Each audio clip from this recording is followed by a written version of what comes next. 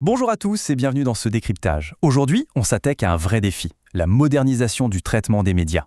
L'industrie est littéralement en train d'abandonner le matériel physique lourd pour adopter une approche orientée vers le logiciel et le cloud. C'est précisément là que des technologies de pointe comme le MXL et le DMF entrent en scène pour redéfinir la production en direct. Allez, on plonge tout de suite dans le vif du sujet. Au programme de ce guide, on commence par l'évolution du standard ST2110 vers le tout logiciel. Ensuite, on se penche sur les grands principes de l'architecture DMF, on verra comment le MXL agit comme un vrai câblage virtuel et on détaillera cette histoire de mémoire partagée. Pour finir, on parlera des étapes d'adoption, d'interopérabilité, sans oublier l'observabilité et les atouts majeurs du cloud. Première étape de notre parcours, comprendre comment on est passé du fameux standard ST2110 au monde du logiciel. Quand on regarde les réseaux traditionnels ST2110, c'est vrai, ça a été une révolution fantastique pour passer à l'IP. Mais soyons honnêtes, niveau complexité, c'est parfois un véritable plat de spaghettis, et cette fameuse latence liée à la pile de paquets IP et au matériel physique, ça crée des goulots d'étranglement qui ralentissent toute la chaîne. La solution qui s'impose aujourd'hui, ce sont les fonctions médias containerisées. C'est agile, pensé pour le logiciel dès la première ligne de code, et surtout, ça se déploie instantanément sur des environnements multi-cloud avec une efficacité redoutable. Ce qui nous amène tout naturellement à notre deuxième point, les principes fondateurs de l'architecture DMF. Alors, le DMF ou Dynamic Media Facility, c'est quoi exactement ? Pour faire simple, c'est un cadre de travail poussé par l'Union européenne de radio-télévision qui vient complètement dissocier le traitement des médias de notre bon vieux matériel physique. C'est terminé l'époque des B-serveurs remplis d'équipements spécialisés ultra rigides.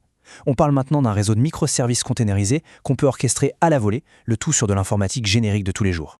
Pour donner une image un peu plus concrète de tout ça, jetons un œil à la vision de CBC Radio-Canada. Leur infrastructure repose aujourd'hui sur des applications logicielles venant de plusieurs fournisseurs différents, toutes orchestrées de manière hyper dynamique.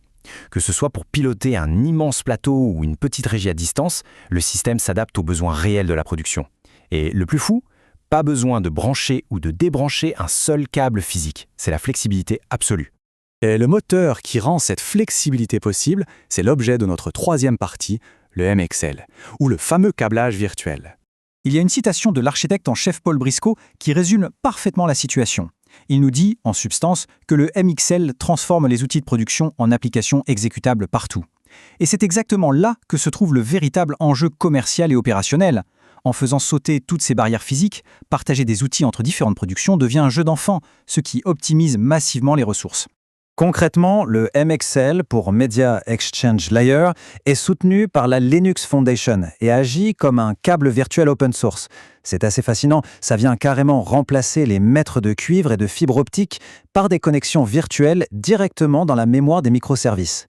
Que ce soit de la vidéo non compressée ultra lourde, de l'audio ou des métadonnées, absolument tout transite en temps réel à une vitesse phénoménale. Ce qui nous propulse vers la section 4, un peu plus technique, la mémoire partagée et le transfert asynchrone. Si on regarde sous le capot avec un œil d'ingénieur réseau, c'est là que la magie opère. Pour le direct, on le sait, le moindre délai est fatal. Donc il faut absolument contourner la lourdeur de la pile de paquets IP traditionnelle. L'astuce, pour les fonctions qui tournent sur la même machine, le MCL utilise la mémoire partagée avec les API POSIX. Et si on doit faire communiquer deux serveurs différents, eh bien on dégaine le protocole RDMA qui vient littéralement contourner le système d'exploitation. Ce transfert asynchrone élimine presque tout le poids du réseau pour garantir une latence proche de zéro. C'est le nerf de la guerre pour le live. Maintenant qu'on a vu la théorie, passons à la pratique avec notre cinquième section, les étapes d'adoption et la grande question de l'interopérabilité. L'orchestration d'une infrastructure pareille suit un cycle de vie extrêmement rigoureux pour bien gérer les charges de travail média.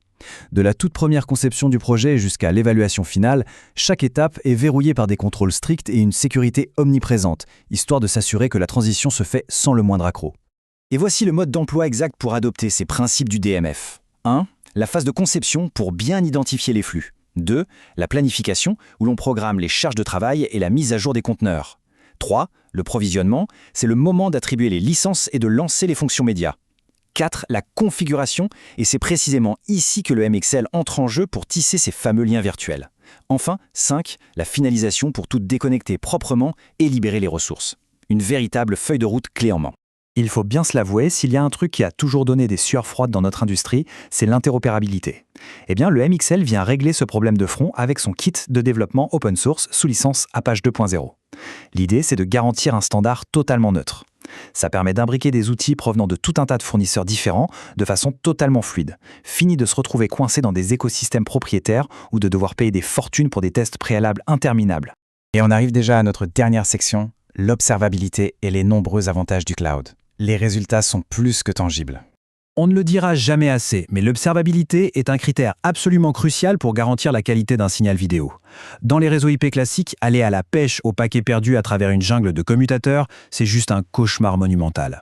L'avantage énorme du MXL, c'est que la communication se fait à la racine, directement au niveau de la couche mémoire. Résultat, on obtient des diagnostics immédiats et limpides sur la santé du flux. C'est infiniment plus transparent et efficace. En résumé, si on prend un peu de recul, les bénéfices de ce passage à un environnement pensé pour le cloud sont colossaux. L'évolutivité devient totalement élastique. On dit définitivement adieu au matériel hors de prix pour passer sur des serveurs informatiques standards. Besoin d'étendre la chaîne de production? Hop, un simple déploiement logiciel suffit. Et la cerise sur le gâteau, c'est que ça pose des fondations incroyablement solides pour intégrer sereinement l'intelligence artificielle et le traitement périphérique dans les années à venir. Le matériel lourd et rigide vit clairement ces dernières heures, et l'agilité des conteneurs est en train de s'imposer partout. La question fondamentale qui se pose aujourd'hui à toute l'industrie est la suivante. Comment nos infrastructures vont-elles s'adapter à cette inévitable ère du tout logiciel? Avec des technologies comme le DMF et le MXL, les fondations sont déjà posées. L'avenir de la production média est écrit. Il ne reste plus qu'à s'en emparer.